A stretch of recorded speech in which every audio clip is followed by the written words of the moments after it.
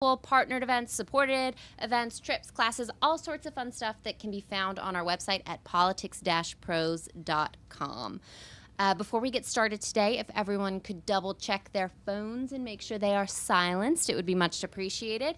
Masks are totally optional. I know numbers are kind of weird right now. If you'd prefer one and don't have one, raise your hand. I can get you one. It's no problem.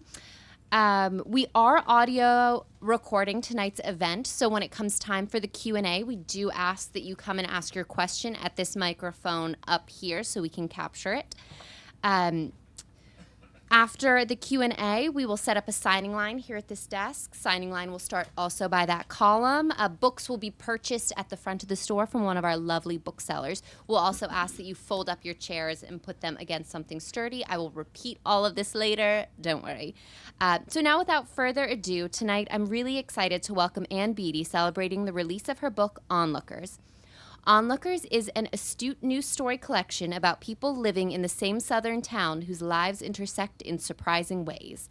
These are stories of unexpected relationships and affiliations that affirm the value of friendship, even when it requires difficult compromises or unexpected risks. Beattie involves the reader in questions about the nature of community as the characters grapple with complicated inheritances that are both historical and personal, and the realities of their lives interact uneasily with the past. Beattie has been included in 5 O. Henry Award collections in the Best American Short Stories and the Best American Short Stories of the Century. She is the recipient of the PEN/Malmud Award for Achievement in the Short Story. She lives with her husband in Maine, Virginia, and Florida. Please join me in welcoming Ann Beattie.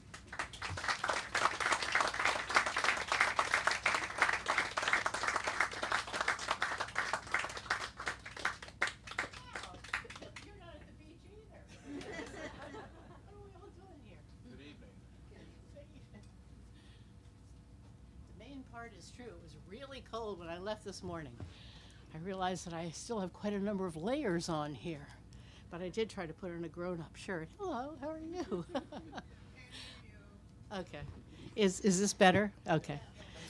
Wow. Hi. Hi, everybody. I do want to say that I am particularly happy that my publicist has come from New York on the train and is sitting in the back row, Mia O'Neill.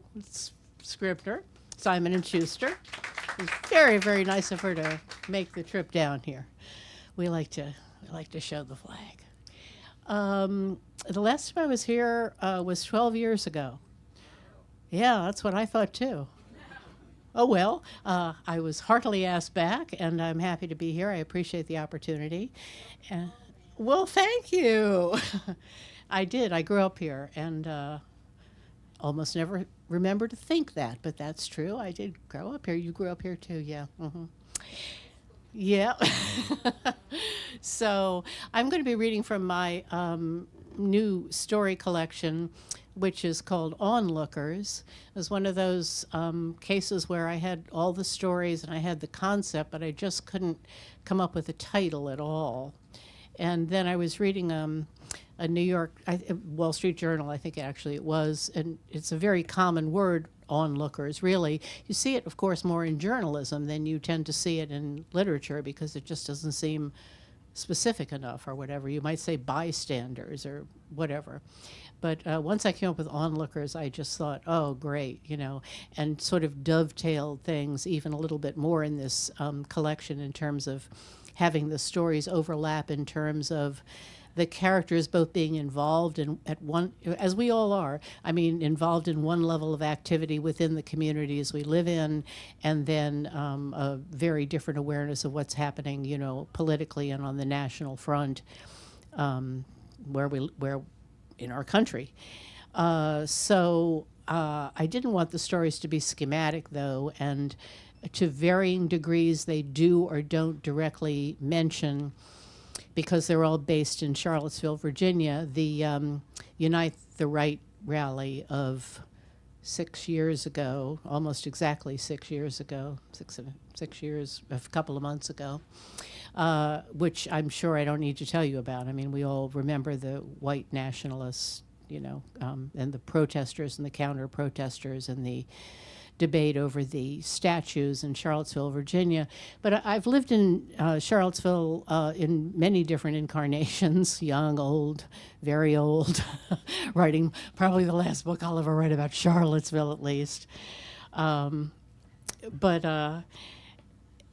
you know, I don't mean to make light of my stories and talk about them as though the backdrop is easily separable from the plot of the stories, but it's not superimposed. So that what happens in a lot of the stories is that they're about daily life among a changing set of characters. It's not a related collection in terms of, you know, meeting characters in story number one who continue to pop up in all the rest of the stories of the book or whatever. But it is related in terms of people living and sort of glancingly knowing one another, or sometimes knowing each other a bit better in the community of Charlottesville. But of course, this was Charlottesville in extremis, and so a lot of the discussions refer to what happened there, even though I was not personally there at that time. I was in Maine. But I started out by saying that I didn't really want to make light of, as though I was just, you know, dropping a theater backcloth or something like that. No, there are the statues. It was interesting to me to try to puzzle out you know, some views that were very different than my own in many cases, either more liberal or more conservative or just more weird. But to have put them in the mouth of very different characters. So it's not disguised autobiography. It's not, if you lived in Charlottesville, you would know I was talking about X or Y. That's not the concept of the book at all, but more or less about the sort of interrelationship of the town and the fallout from the protests and the counter-protesters and so forth. So it's, all the stories are really too long to just sort of stand here and read you a story, although I always love to do that, but you're spared. I'm just going to read three sections of three different stories and then just make a couple of remarks about, I guess, what was going on in my head as I began to realize how I was playing one off against the other. So I can't give you a very good summary of any of these stories. I don't have the time to do that. But let me just read some particular scenes that seem to me related to other scenes in very different stories, but again, all based in Charlottesville. So I'm going to start with a story called Nearby that actually was written before I knew I would assemble this collection of stories and that they would have some common denominators. But it's about a woman who is married to a rather famous lawyer who is much older than she. And she's sort of called into service when somebody asks her to pinch hit at the University of Virginia when somebody else has left mid-semester. And she lives in and is somewhat guilty about, or at least self-conscious about, I should say, living in the penthouse of a pretty easily recognizable building in Charlottesville, Virginia, called Lewis and Clark Square, which goes unmentioned here. But here she is with her husband at the end of a teaching day, and end of a pretty weird, traumatic day with a eccentric and difficult student, and she's looking out of the window of the penthouse. A cluster of lights below attracted her attention in the more quickly falling snow. He gave his name and placed the order. They'd know his address, this is her husband, from the phone number. They ordered dinner every week or so. Thank you, 25 minutes, he replied, disconnected, and joined her at the window. There were 5 or 6 people below. No, more. 2 men threw open the back doors of a small car and jumped out. Someone else stepped off the sidewalk and ran up the middle of the street. People were once again congregating at the Lewis and Clark statue on the Triangle by Main Street, a statue that had been in place for a very long time, now considered offensive because of Sacagawea's subservient position. She was a tracker, that was why she knelt, though some people viewed it differently, objecting simply because Lewis and Clark were white men, no longer held in high regard. Here we go again, Reggie said. A light atop the truck arriving from the local TV station illuminated the statue. All these protests had begun after the white nationalists gathered at Lee Park in 2017 and would continue until every monument had been viewed in the most skeptical light. Someone carried a sign that jabbed the darkness, though it was raised and lowered too fast to read. Two figures linked arms and briefly danced in a circle like a Cuisinart blade whose purpose was to turn everything to pulp. It was an open question as to whether the statue of Jefferson, the father of the University of Virginia, would remain standing on the grounds. Her thoughts raced. It was certainly possible the sculpture could be taken down, even if Jefferson was not at the moment in complete exile. She couldn't fail to see the situation from another perspective that was at once valid and ludicrous. Maybe a dirigible with Sally Hemings's face on the side could hover above the heart of the place as a reminder of the way things had really been, her visage looming above the grassy lawn that stretched between the rotunda and Cabell Hall. She could look down on everything, like Dr. T.J. Ecclesburg in The Great Gatsby. Some of the talk below was audible, a shouted curse, a rhyming chant. Traffic slowed as gawkers took in the scene. A tall man walked toward the statue with a baseball bat. That, a piece of wood, was going to effectively whack a bronze statue? Reggie squeezed her hand. When she looked up again, she saw a man in an orange cap striding into the group. "Reggie, that's him," she said, "from the tire store in the orange cap."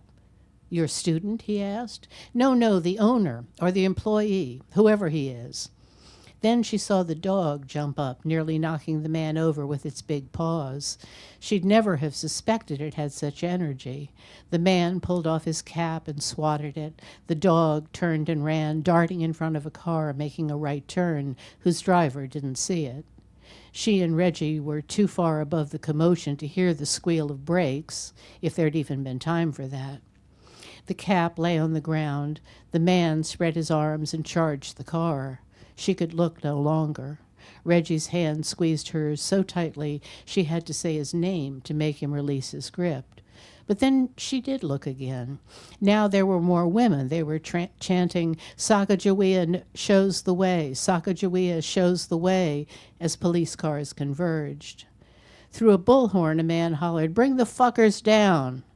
Was Sacagawea included in his indictment, or was he only focusing on the two towering male figures? The flashing lights cast polka dots on her chair and Reggie's. She felt sick. The dog had to be dead. It had run so fast. And yet, might that have been what she'd anticipated? Not foreseen, she hadn't foreseen anything, but might this be the bad thing she had anticipated back at the tire store? When the buzzer rang, she'd entirely forgotten that they had ordered dinner. She went quickly to the control panel to unlock the doors for the delivery person, hazily viewed on camera. She stood in the open doorway, waiting. Tonight it was a thin, black-jacketed black man, various scarves coiled around his neck. He carried 2 bags, though one would have held everything. "Shitstorm down there, excuse my language," he said, lowering his mask to speak. "Yes, it certainly seems to be," Reggie exclaimed, coming up beside her. He teetered slightly. She reached out instantly as he removed his wallet from his sweater's deep pocket and paid in cash, no doubt giving his usual generous tip. "Okay, folks, thank you kindly. You have a good night," the delivery man said, offering Reggie a quick salute. "He must have served in the military," Reggie said after he closed the door. And then I'm going to go to a different story, which is called Alice Ott, and it's quite long, but I'll be reading a shorter section than I just read. And this is about a young woman who returns to Charlottesville, having been gone for quite a period of time, but who grew up there. And she goes back to see a relative's house that has long ago been rented out in Belmont, a district of Charlottesville. And her mother is dying. The house had been painted pale green with dark gray shutters. It was a nice little bungalow, though smaller than I remembered, with plaster half columns and an abundant fuchsia plant still blooming from a hanging basket below the front porch's overhang. I heard thrumming music from some restaurant well in advance of dinner time, heavy bass at a volume that must have increased the neighborhood's pulse. Alice in Wonderland hadn't been a beloved book of my childhood. I'd much preferred Babar, so much that my former boyfriend had given me Yoga for Elephants for Christmas before I ended things. He said I was remote. I knew he was narcissistic. Our relationship wouldn't have gone anywhere. Technically, he'd still been married, with a wife who'd hated Michigan so much she'd returned to Albany to enter the family business. She'd made the right decision. I didn't have fond feelings for him, for his nightly scotch, neat, and his endless opinions, and his 2 tokes before bed, his refusal to even consider getting a kitten. I moved closer and took my phone out of my pocket. I tapped the camera icon. I saw the rabbit. I'd looked right past it until I saw it through the lens. It was a topiary rabbit in need of trimming, its ears making it recognizable. It was later than ever for a very important date, though it wasn't going anywhere, strangled with ivy and pachysandra. I turned slightly. Was that the caterpillar? I wasn't sure. That shape, too, was obscured by weeds and ivy. If this was what Alice's bow had created as his way of expressing his love, who was I to say it wasn't an honor, or that this gesture toward his Alice hadn't provided her with a respite from the angry, noisy world? The birds were gone, though the bandersnatch remained, guarding a child's discarded doll. No, what I saw was only the doll's clothes. I felt like knocking on the door and telling them I'd solved a riddle that they didn't know existed. A couple walked by, holding hands. The one in orange high tops was wearing over-the-ear headphones, eyes straight ahead. The second man wore some sort of leather harness and looked at me over his shoulder, calling, no photos, please." It seemed entirely clear when I looked back at the lawn that I would never get married, never have my own car, certainly never own a house. I reminded myself that I was part of a generation said not to want those things. What I wouldn't have given for a glass of wine with Sophie, though in some cozy pre-COVID Brooklyn bar.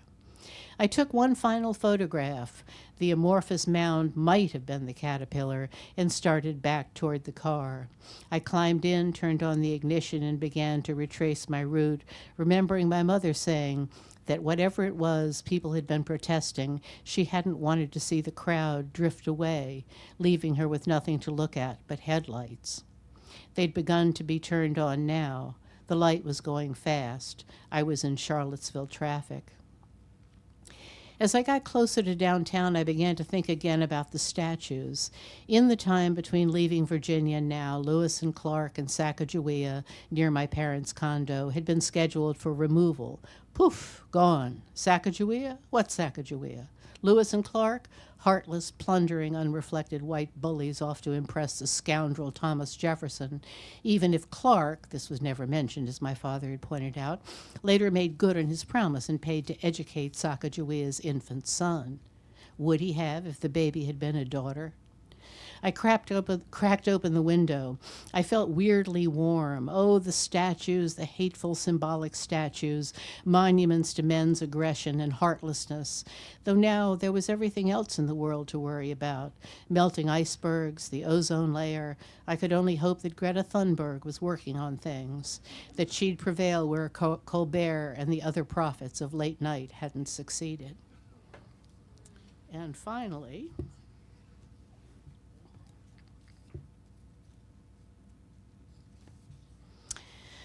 in the next to last story, which is about a character who does have a pretty big role in here, appears in more than one story. She's recently sold her mother's house after her mother's death and has moved into downtown Charlottesville. She's taking a walk. Her name is Monica. A ponytailed man with a video camera mounted on his shoulder stood behind and to one side of Monica, panning. Soon, although she couldn't hear from such a distance, a woman in jeans and boots wearing a purple jacket that kept blowing open in the wind started a countdown. The crowd began to chant, "Let horses run free, not to battle. Let horses run free, not to battle. Let horses run free, not to battle. Let horses run free," the woman sitting on the bench hollered, followed by a fit of choking. The videographer had pivoted to aim his camera at her. Monica ducked her head and moved away, not wanting to be caught on camera. "Hi-yo, Silver, away!" the woman screamed. She was standing now, pumping her fist. Did they have nothing better to do than express their support for horses when the planet's temperature was warming so fast that droughts killed vast acres of forests as uncontained fires raged and icebergs calved? "Take Traveler back to the pasture. Take Traveler." The wind intensified. The woman on the bench watched some of her possessions blow away. The videographer, wearing a headset, continued filming while speaking into his mic. Two young women, laughing, arms linked, walked by in pink pussy hats. God, from the January 2017 Women's March on Washington. More police arrived, although none were running, and one was casually combing his hair. They moved quickly into a loose formation without shields. It was devoutly to be wished there were no guns, only people shouting, their overlaid voices canceling each other out. "Run free, let horses, back to the, let horses run free, the pasture."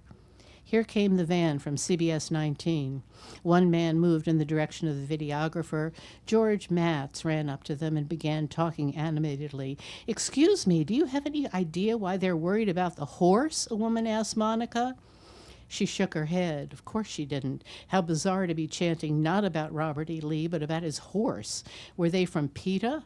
Would the birds that used the statue as a perch come next as people expressed their fervent wish that, what would it be, that Monsanto keep its hands off their sunflower seeds to ensure that the birds would remain healthy? Fish were poisoned by oil spills, manatees wore tire necklaces, while the president withdrew from the Paris Climate Agreement as easily as a card shark slipped a card out of the deck, while America's conscience was represented by a teenage girl who tried to shame Congress with facts about the grim reality of climate change, and people were upset about the subjugation of a bronze horse? Then came an explosion, and people began to move chaotically, almost too clumsy and stunned to run. The videographer ran forward, zigzagging, nearly colliding with a tall man in overalls, deftly changing course to avoid a policeman with a raised hand. The policeman dropped and raised his hand again. Looking bored, he fidgeted before raising his hand another time. The wild-haired woman on the bench pulled off her wig and stood, hand on hip, phone clamped to her ear. As the videographer made a gracefully balletic half-turn, the man screamed through the yellow bullhorn, "Cut! Cut! Frances McDormand!" someone exclaimed. They were shooting a film.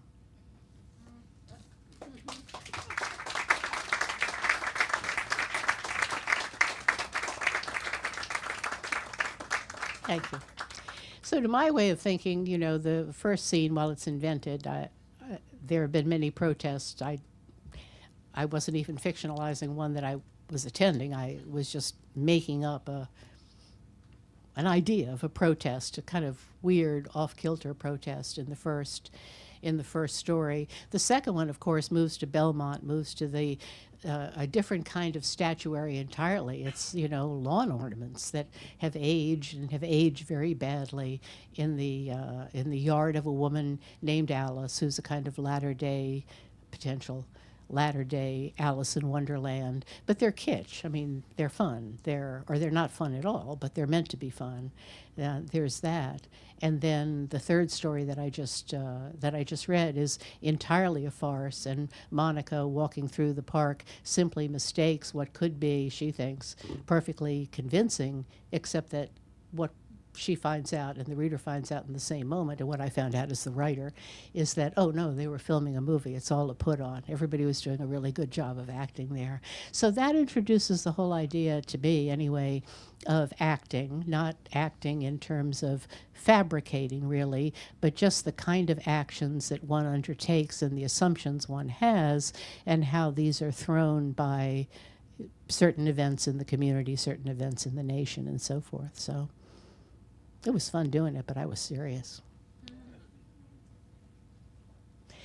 I'm sure I could say other things, but maybe I should say them in relation to questions that you might have about the book, or I don't know how many of you might have already read it or not or whatever, but that's what I'm here to talk about.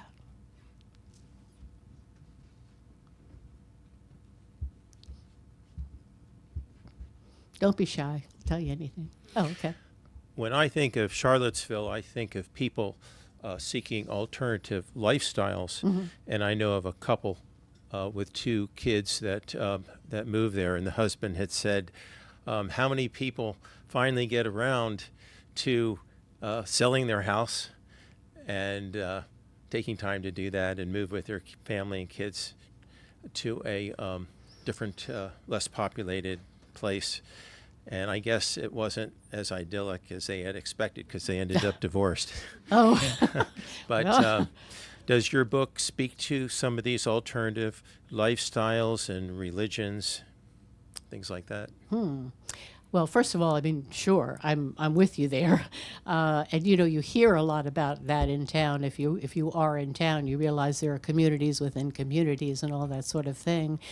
Coincidentally, though, I think the short form will make me a dull answerer in that no, not so much. I mean, it's not really that diverse a group. It tends to be diverse in terms of what others from the outside would call upper middle class and or pretty privileged Caucasian people living in that community. But it's not that nothing imaginatively happens, and there are certainly like subgroups within these groups. But no, in terms of the life lived, I think one of the challenges for me was really to talk about, to me, recognizable personalities that were really kind of unhinged, were really kind of undone by this, regardless of, and I know that's a big regardless of, religion or race or all those sort of things. It's just sort of not on the track of that in particular, but you certainly have typified the town in an interesting way, yeah. I know a lot of those people too.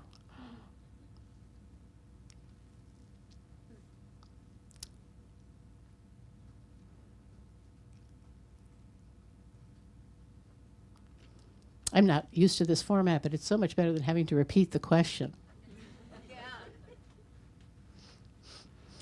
Hi, Ann. Hi. I'm Phyllis ONeill, and Ann and I grew up together, and we went to Woodrow Wilson High School. I still call it Woodrow Wilson, and will continue for the rest of my life. It changed.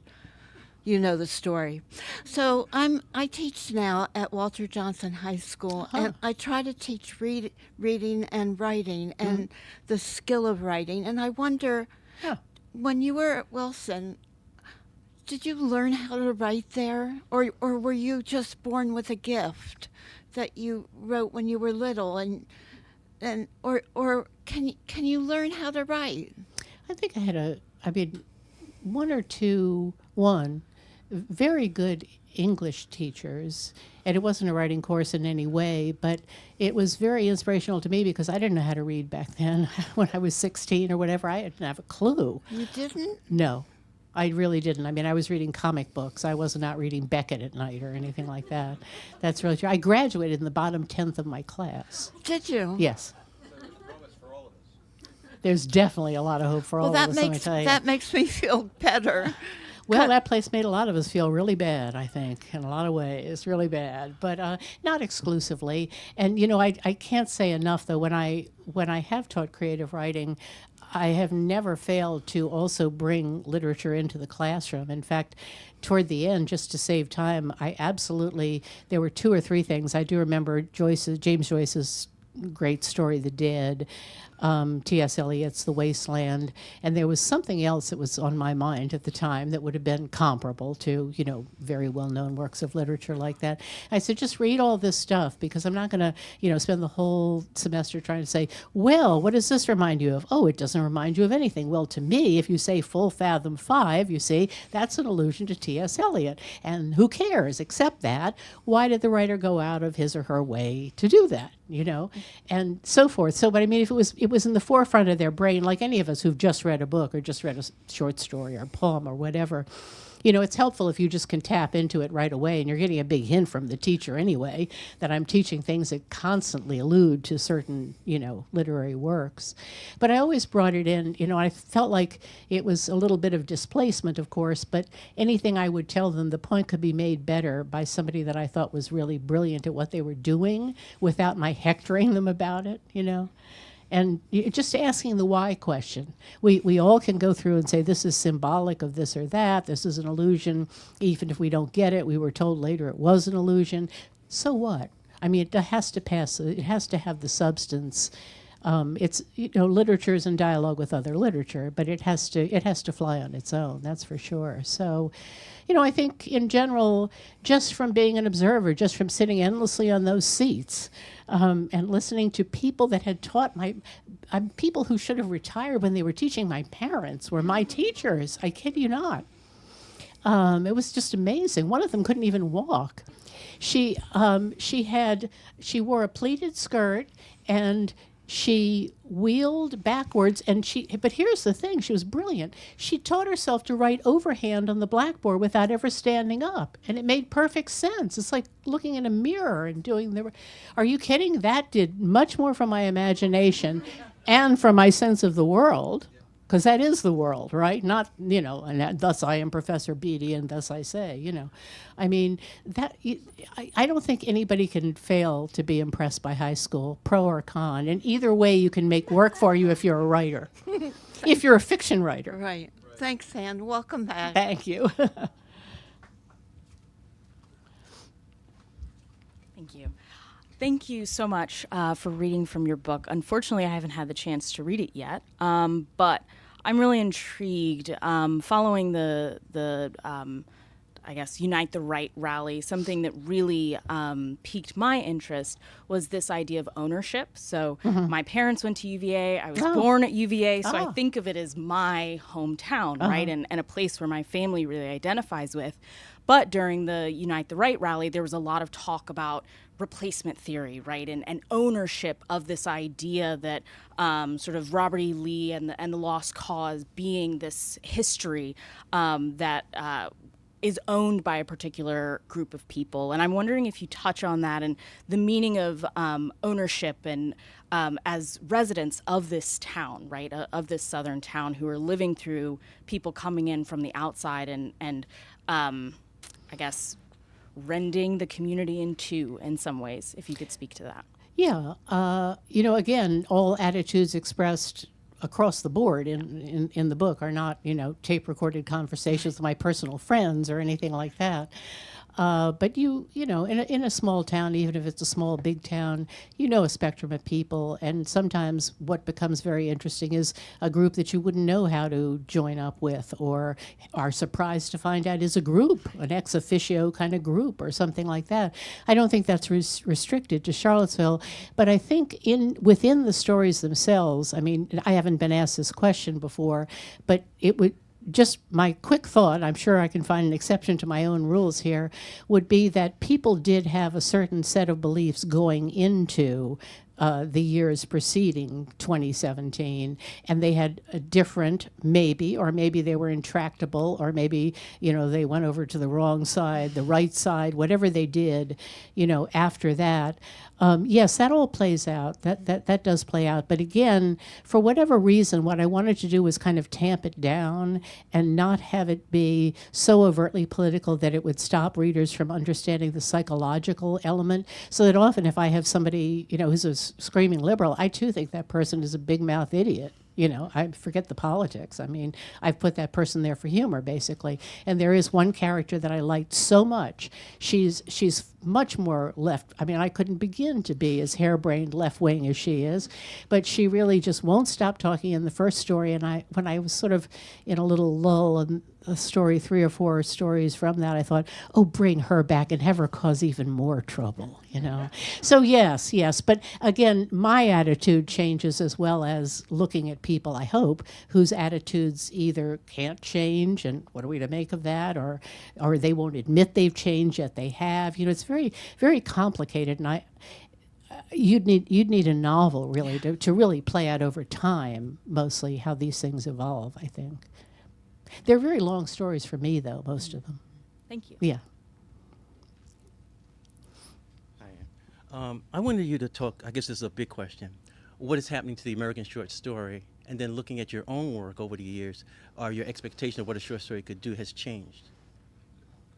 Well, I'm just one. I mean, I really, not just a neutral disclaimer, but I really am just one person now. I'm not Professor Beattie anymore. So what I think is happening with the American short story is very hard to tell, because what's happened with reviewing is that people think they must give a plot synopsis and talk about the most sensational, provocative, humorous, whatever aspect of the story. A short story has been written in which fish in a tank suddenly grow overnight so that they are the primary occupants of the house.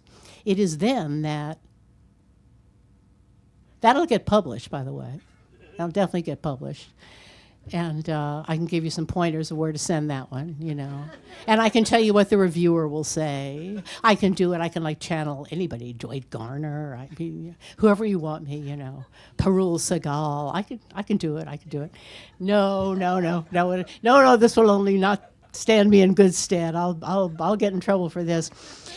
But I do still read short stories, and I can name short stories that I've read this summer that I was very impressed by, for example, of writers who were relatively new to me. I mean, I hope I say the name correctly, but is somebody else in the audience familiar with Jamal Jan Kochai, K-O-C-H-A-I? His new story collection is absolutely wonderful. I think it's just like his third or fourth book, though. That's really, really wonderful. And then I like Kelly Link's short stories a lot. What is it? Is it White Cat, Black Dog, or Black Cat, White Dog, or whatever? I can't keep my own titles straight.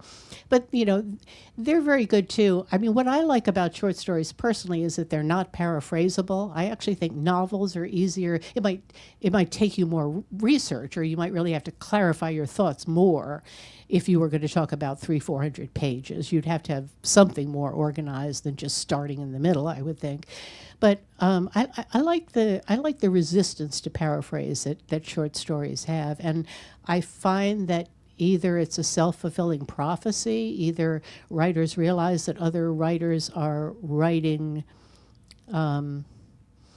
easily paraphrasable. My fish story is easily paraphrasable kind of stories, and so a lot of them are jumping on board and doing that. But again, I'm talking about a field in which I don't begin to read, you know, a huge percentage of short stories per se. It more often has to be somebody telling me I'll like something, which tends often to pan out. I'm willing to do it, but you know, to say something, that's an essay I couldn't write off the top of my head. I'd be lost for months trying to figure out what's happening with the American short story. I think it's been over-recognized. That's what I think, and I think somewhat the Academy is to blame, but by no means think that's the only factor going on at all. MFA programs have created them. I mean, you know that because, you know, you've got something with a beginning, middle, and end, and you can force your classmates to do you the favor you're doing them of reading 20 pages and thinking about it seriously. That's different than reading 400 pages and thinking about it seriously repeatedly for an entire semester. You know? Nothing against that either, but it's just very, very different. How about your own stories and how they've changed? My own stories and how they've changed. He's my editor. Well, you know, I think it wasn't planned, and I don't think I'm entirely a different person. I'm not saying anything like that, but I think my early influences were what little I knew, and I think they were things like movies. And Theater of the Absurd was big when I was in college that many years ago and so forth. So the voices that were knocking around in my head then were very different. Had I known Alice Munro's work, which I didn't, I always would have been a big fan. I mean, I think it's generally agreed upon that she's, number one, she's fabulous, but number two, her later work, and that's what writers really like. You're like, wow, she got better. And then the last book, that's the best one yet, you know, that kind of thing. But, you know, I think sometimes writers grow in that unexpected direction like Alice Munro, and other times I just think it's, that you are moving in a world that if you're writing about contemporary life, which all short story writers aren't doing or even aspiring to do and shouldn't do, but I was. I mean, if you're still sort of sticking to what's right in front of you and current events and that kind of thing, certainly you harden in your attitudes and you have to be aware of certain pitfalls. In other words, I know what I can do to get a laugh, especially of, an erudite reader. I know what to do. But is that laugh right for the story, or am I just showing off? So some degree of self-consciousness has certainly changed my stories, too. I mean, for me, they're more daring. I think most people went into it the other way. They did something more conservative, and then they kind of branched out. Not true of Monroe, but a lot of story writers. But I think it kind of went the other way with me, oddly. Anybody? I'd like to ask a couple as people think of any other questions they may have. Two would be, first one is least favorite and most favorite literary devices. And second one would be, what's your writing schedule? Like, how do you make sure? I'm currently in an English program, getting my master's and writing a thesis and figuring out what my schedule looks like and how to get all the words on the page. So what do you do? Well, I dropped out of graduate school.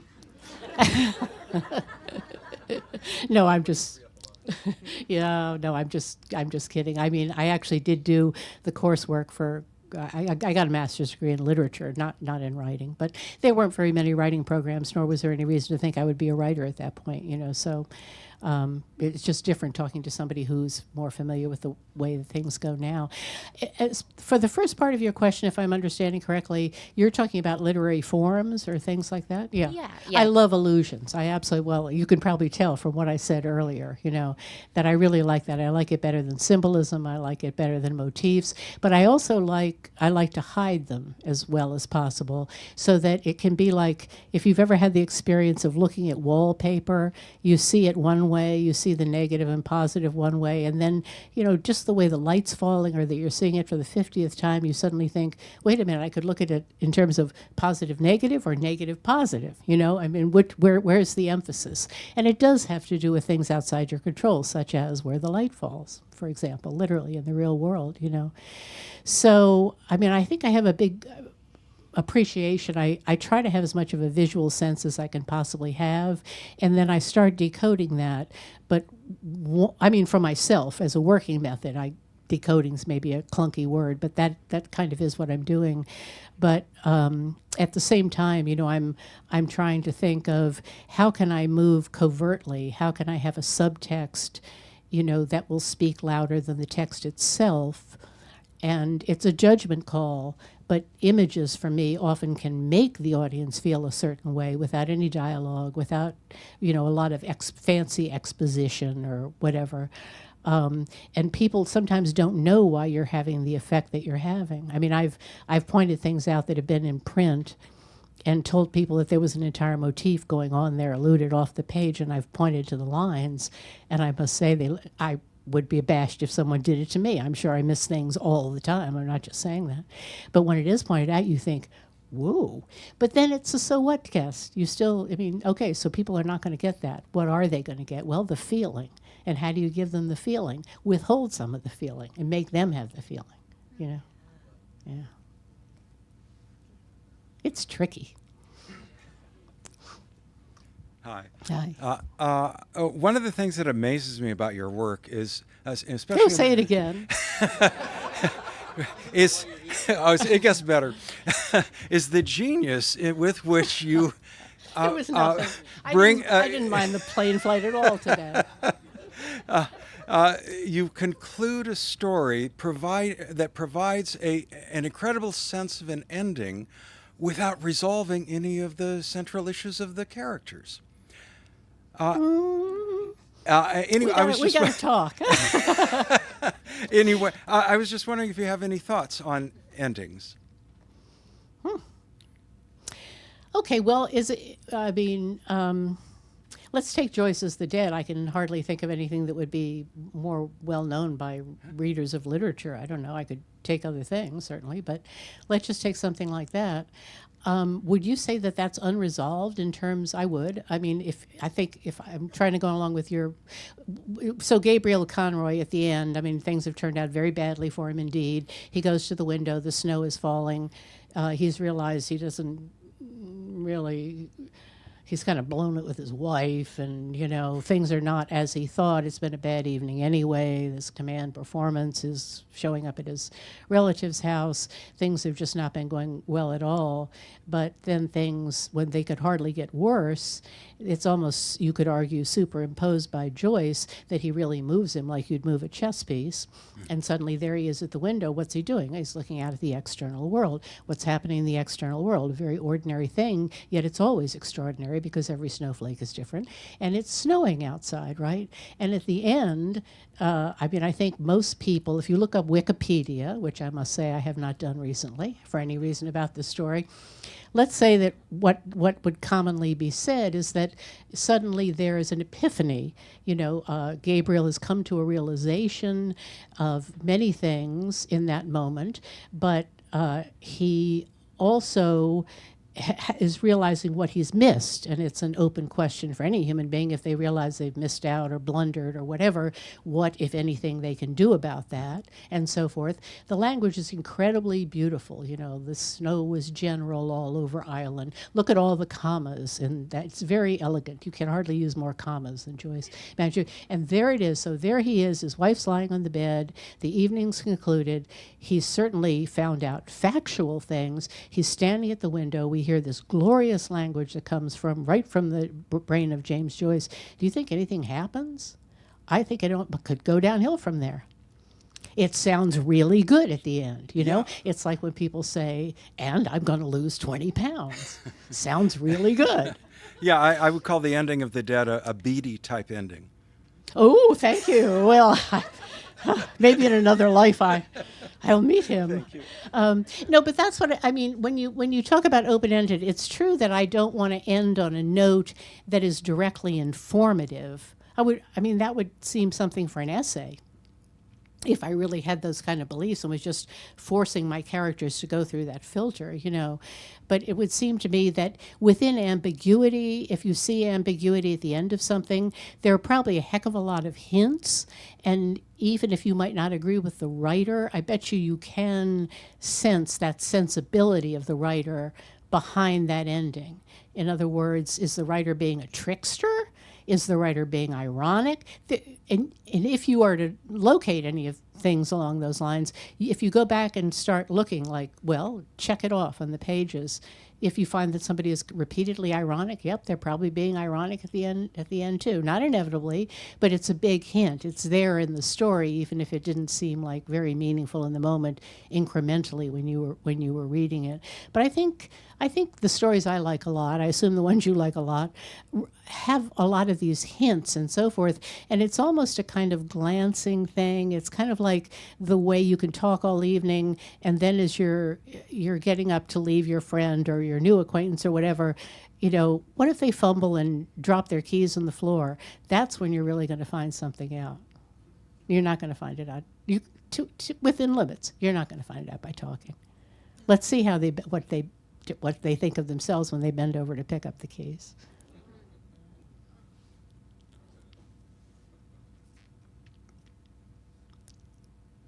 Writing is fumbling. Oh, well, thanks very much. Oh, did you? Do we have one more question? All right. Thank you. Thank you all so much. This was so wonderful.